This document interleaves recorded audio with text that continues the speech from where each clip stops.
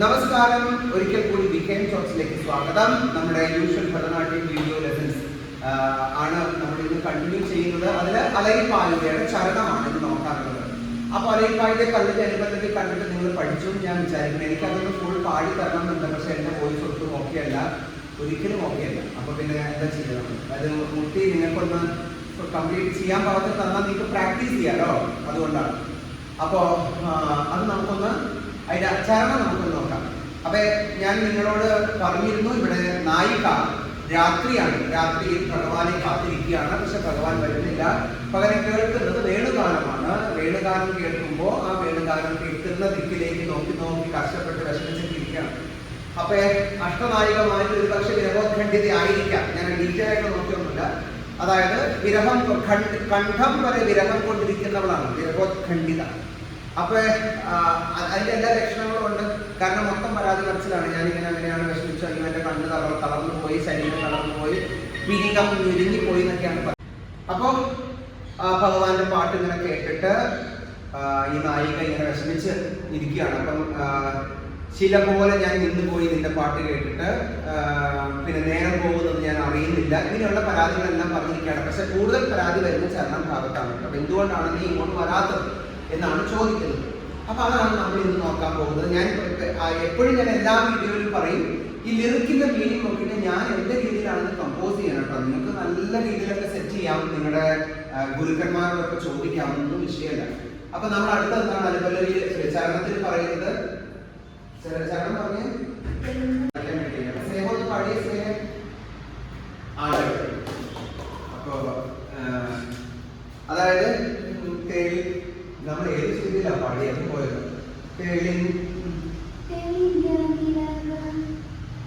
താഴെ ഇല്ല. അപ്പോ തെളിந்த നിലവ് പട്ടപ്പകൽ പോൽ എരിയിലെ, അത് നമുക്ക് എളുപ്പത്തിൽ ചെയ്യാവുന്നത് തന്നെയാണ്. എരിയിലെ അതിന്റെ കണ്ടിന്യൂഷൻ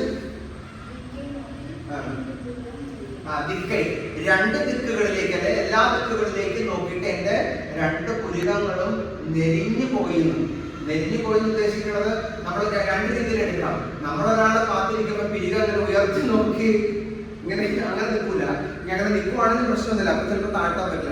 അതല്ലെങ്കിൽ നമ്മളിങ്ങനെ ദൂരേക്ക് നോക്കുമ്പോൾ ഇങ്ങനെ ചുരുട്ടൂലേ, ചുരുക്കി പിടിക്കില്ല. അതായത് മഞ്ഞുണ്ടോ എന്ന്, പ്രത്യേകിച്ച് രാത്രിയാണ്. അപ്പൊ അങ്ങനെ നോക്കിയിട്ട് പിരിക അങ്ങനെ ചുരുങ്ങിപ്പോയി എന്നാണ് പറയുന്നത്. മനസ്സിലായി, എരിഞ്ഞു പോയിന്ന്. അപ്പൊ കൈ നോക്കി അപ്പൊ നമ്മള് ആദ്യം ഇങ്ങനെ പതുക്കെ കാണിക്കട്ടെ, അത് എക്സ്പ്രഷനിലൂടെ കൊടുക്കാം. അത് എക്സ്പ്രഷനാണ്. ഇത് കുറെയൊക്കെ നമ്മൾ മുഖത്താണ് കാണിക്കുക, അത് നോക്കണം. അപ്പൊ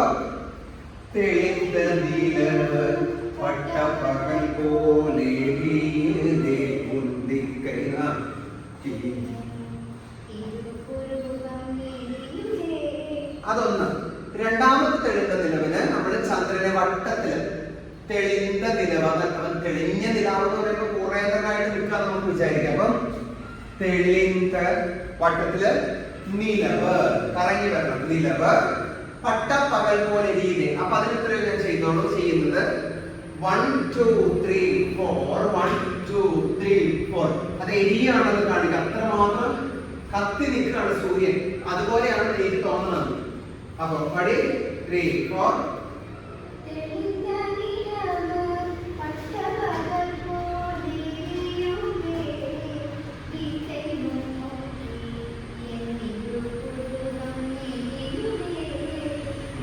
രണ്ടാമത് ഇങ്ങനെ എടുക്കാം. അതായത് 1 2 3 4.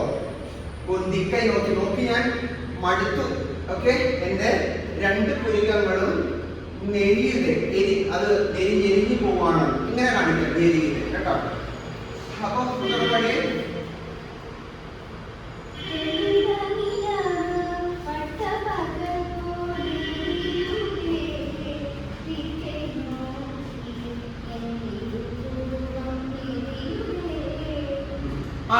അപ്പൊ രണ്ട് പ്രാവശ്യം വെച്ച് റിപ്പീറ്റ് ചെയ്യാം. അടുത്ത്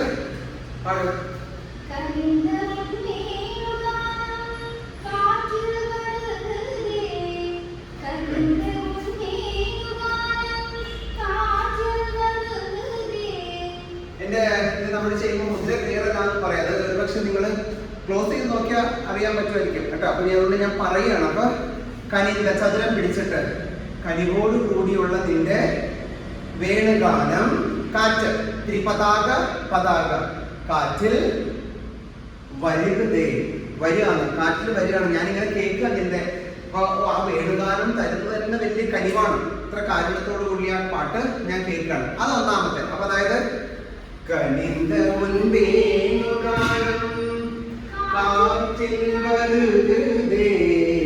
ഒന്നുകൂടെ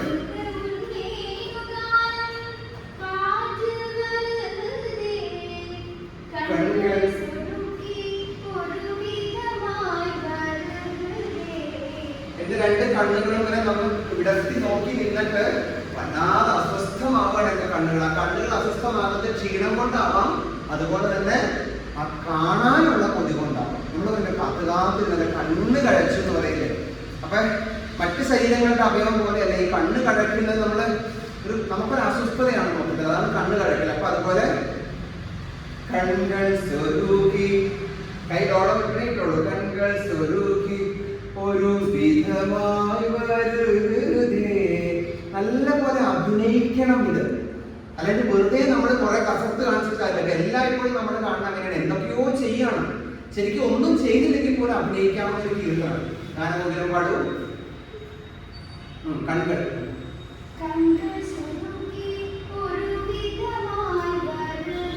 ഒന്നുകൂടെ.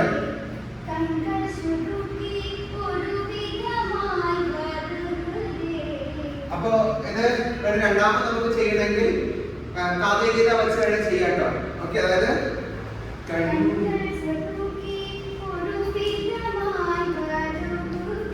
ഇങ്ങനെ എടുക്കാം. ഒട്ടും വയ്യാണ്ട് തളർച്ച, അപ്പൊ കണ്ണിന്റെ തളർച്ച അങ്ങനെ കാണിക്കാനേ പറ്റുള്ളൂ.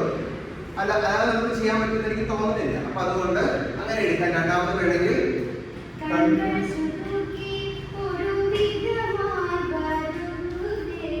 അങ്ങനെ വേണം ചെയ്യാം. അതായത് കണ്ണ് രണ്ടും നോക്കി നോക്കി ഞാൻ തളർന്നു, അതായത് കണ്ണ് തളർന്നു എന്നുള്ള രീതിയിൽ കാണിക്കും. ഓക്കെ, അത് രണ്ടാമത്തെ വേരിയേഷൻ. അടുത്തത് ഇനിയാണ് കുറച്ച് ബുദ്ധിമുട്ട് ചെയ്യാനാണ്.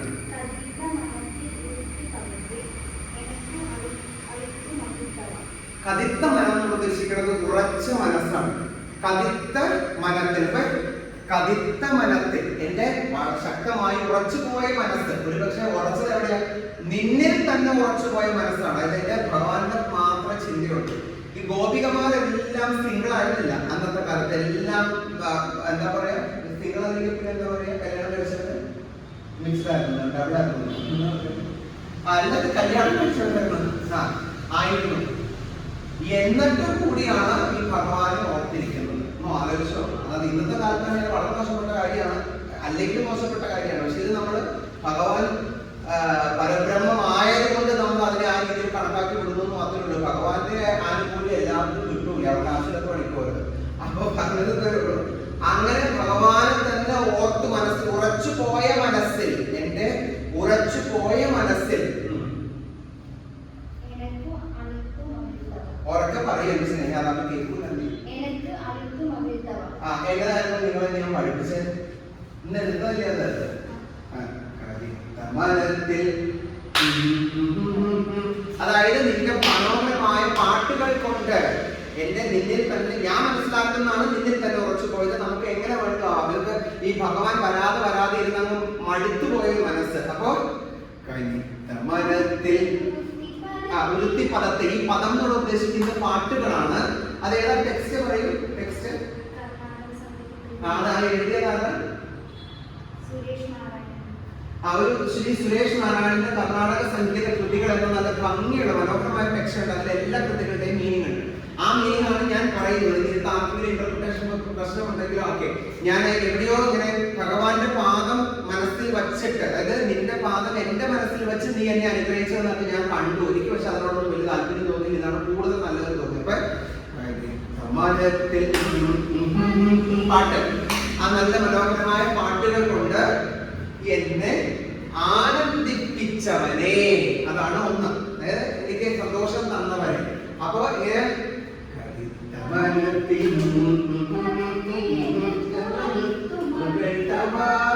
അടുത്തത് പാട്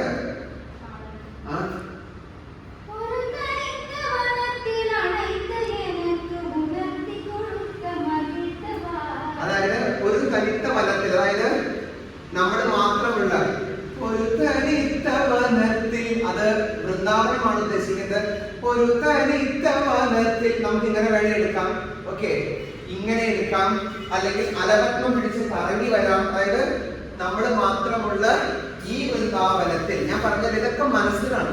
ഭഗവാനും ഗോപിയെ മാത്രമുള്ള അവരുടെ മനസ്സിൽ തന്നെയാകുന്ന വൃന്ദാവനത്തിലാണ്. അപ്പൊ ആ വൃന്ദാവനത്തിൽ എന്നെ വന്ന് ആലിംഗനം ചെയ്ത് എന്റെ വികാരങ്ങളെ പൂർണ്ണമായും ഉണർത്താൻ വരൂ, വന്ന് ചെയ്യൂ എന്നാണ് പറയുന്നത്. മനസ്സിലായോ? അപ്പൊ എങ്ങനെയാ നമ്മൾ പറയുന്നത്?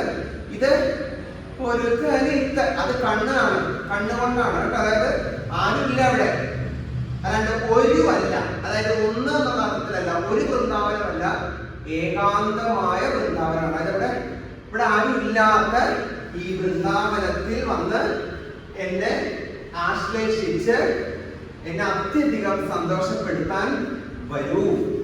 പിന്നെ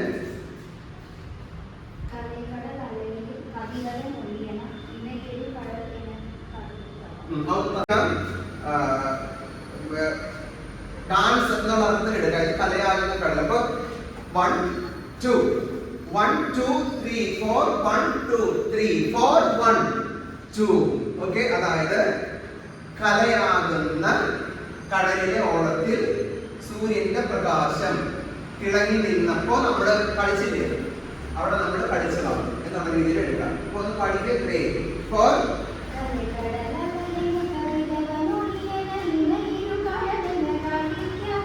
അപ്പൊ അത്രയും സ്പീഡിൽ ചെയ്യണമല്ലോ. അതായത് 1 2 1 2 3 4 1 2 3 4 എന്ന് പറഞ്ഞാൽ 3 4 1 2. ആ പ്രകാശം തിളങ്ങുന്നത് കാണിക്കാൻ വേണ്ടി ഒന്നോടെ പാടി 3 4.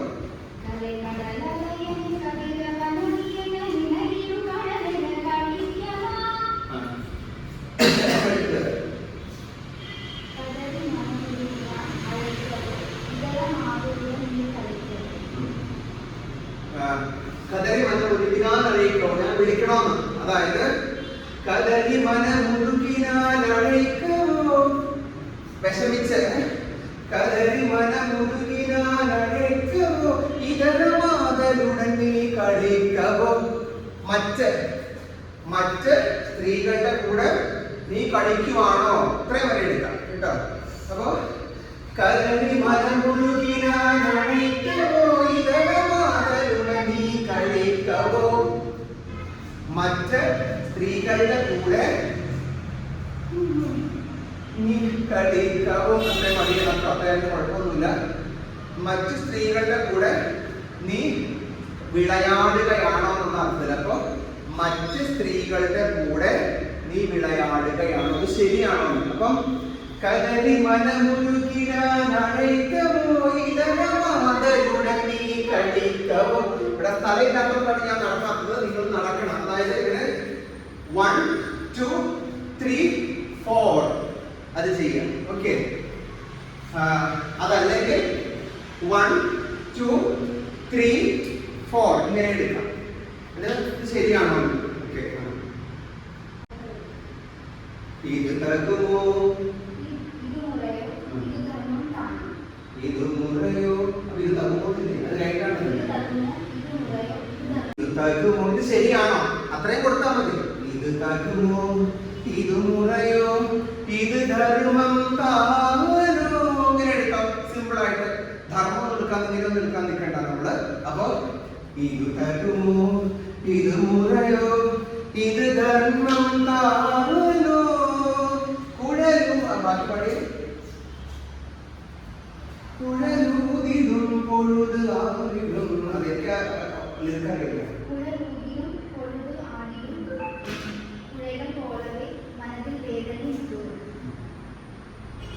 അപ്പൊ അത് ലാസ്റ്റ് പറയുന്നത് എന്താ വെച്ചാൽ, മുരളി ഊതുമ്പോൾ കിലുങ്ങുന്ന നിന്റെ കർണാഭരണങ്ങൾ പോലെ എന്റെ മനസ്സ് വേദനയാൽ ആടി വിലയുന്നു. അത് നല്ല ലൈനാണ്, എനിക്ക് ഇഷ്ടപ്പെട്ടു. കുഴലൂതിലും പൊഴുത് ആടിടും മനത് വേദന, എന്റെ മനസ്സ് വേദനയാൽ ആടി ഉലയുന്നു. അപ്പൊ അത് അങ്ങനെ ചെയ്യാം. മനത് വേദന.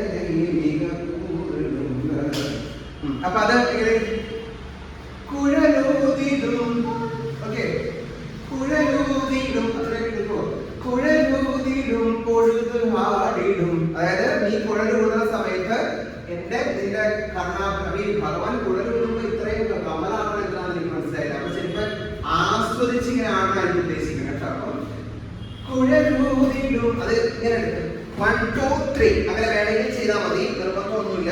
അത് 1 2 3 അത് ചെയ്യാം. അതൊന്നാട്ടോ പറ്റുന്നത്. അല്ലെങ്കിൽ 1 2 കുഴലൂതിടും പൊഴുത് ആടിലും ചെവിയിലെ കർണാഭരണം ആടും. ഓക്കെ. പിന്നെ മനസ്സ്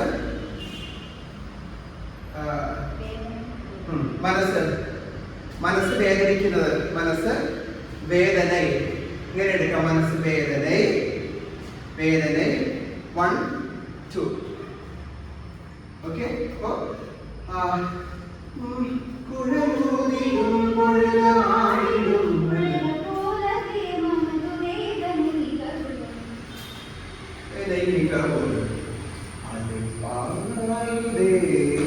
എന്ന് പോകും. ഓക്കെ. അപ്പൊ കുഴലൂതിടും